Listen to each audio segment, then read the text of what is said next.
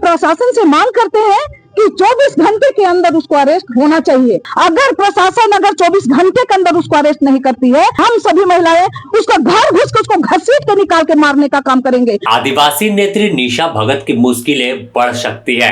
अरकुड़ा थाने में एक मुकदमा दर्जनों महिलाओं ने दर्ज कराया है, जिसमें मुख्यमंत्री हेमंत सोरेन पर आपत्तिजनक बयान देने का जिक्र किया गया है। हालांकि वह बयान क्या है, यह तमाम महिलाओं ने पुलिस अधिकारियों के सामने पेश किया है, पेन ड्राइव में दिया है और साथ ही एक लिखित आवेदन दिया है, जिसमें एफआईआर दर्ज कराया गया। एफआईआर दर्ज होने के साथ ही 24 घंटे का अल्टीमेटम दिया गया है कि अगर 24 घंटे के अंदर आदिवासी नेत्री निशा भगत की गिरफ्तारी नहीं होती तो फिर रांची में उनका रौद्र रूप दिखेगा।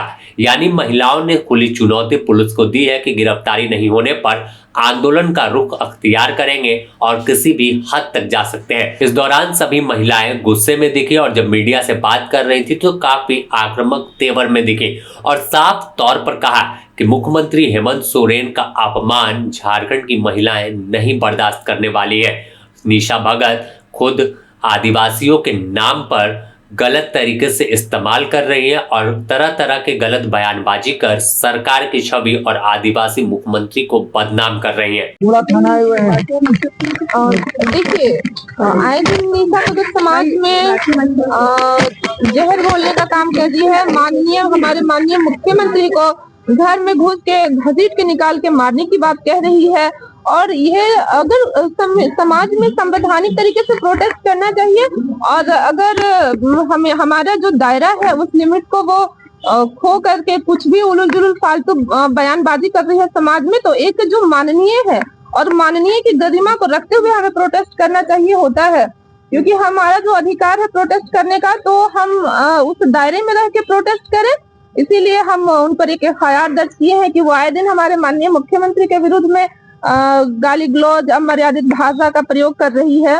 तो इस पर 24 घंटा के भीतर कानूनी कार्रवाई होना चाहिए। यदि ऐसा नहीं होता है तो हम पूरी महिलाएं जो है वो भी उनको चप्पल से मारने का काम करेंगे, उनके घर में घुस के घसीट के उसको भी निकाल के मारने का काम करेंगे। सुषमा जी, आप सीएम साहब संवैधानिक पद पर बैठे हैं, तो उनके लिए अमर्यादित भाषा का उन्होंने इस्तेमाल किया, आज आप लोग आई हैं।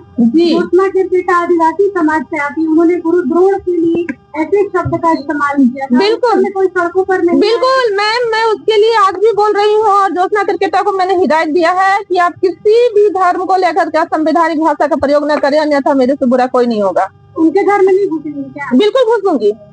कहीं ऐसा नहीं लग रहा है कि आदिवासियों को लड़ाने का काम किया जा रहा है? बिल्कुल बिल्कुल, आदिवासियों को धर्म के नाम पर लड़ाने का, रिलीजन के नाम पर लड़ाने का प्रयास किया जा रहा है। यहाँ पर देखिए, जो हिंदुस्तान है वो धर्मनिरपेक्ष देश है और इसीलिए हमारा देश महान है, क्योंकि यहाँ सभी धर्मों का सम्मान होता है। तो आए दिन वो धर्म को लेकर के विवादित बयान दे रही है, गाली गलौज कर रही है, ये कहीं से कतई उचित नहीं है। समाज को तोड़ के बिखरने का, वो बिखार देने का काम कर रही है। ऐसे में आदिवासी समाज टूट जाएगा।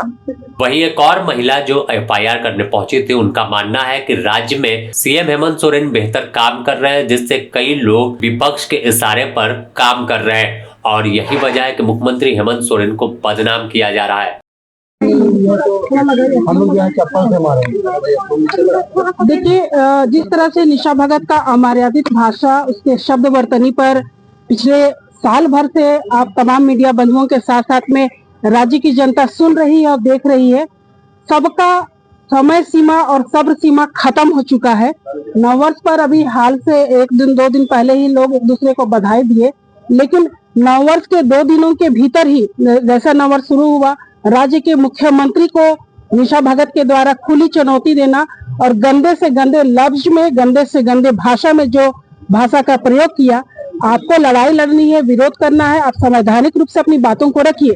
उल जुलूल भाषा, उल जुलूल शब्द का प्रयोग करके राज्य के मुख्यमंत्री की छवि को तो आप नहीं बिगाड़ सकते हैं। हाँ, ये जरूर है कि आपकी सब सीमा पर लोग देख रहे हैं और हम लोग भी झारखंड मुक्ति मोर्चा के लोग आपको देख रहे हैं। कहीं ऐसा ना हो कि आपका सब सीमा जो है वो हम लोगों के लिए धैर्य को खो दे और हम लोग भी आपकी भाषा को ना स्वीकारते हुए हम लोग आपकी ही भाषा में आपको समझाने का काम करेंगे। आज यहाँ हम लोग सभी महिलाओं का यहाँ उपस्थित होने का एक ही कारण था कि जिस तरह निशा भगत आए दिन झारखंड में जिस तरह से आग उगलने का काम कर रही है, हम मानते हैं कि इस स्वतंत्र देश में सबको बोलने की आजादी है, लेकिन जिस तरह से वो बोल रही है वो कतई हमें बर्दाश्त नहीं करेंगे हम। क्योंकि देखिए, संविधान के अनुसार हमें बोलने का आजादी मिलती है, इसका मतलब हम किसी को गाली गलौज हम नहीं कर सकते हैं। हमें दायरे में रह के अपना विरोध रखना है, सभी को विरोध करने का आजादी है, हम भी उसको सपोर्ट करते हैं।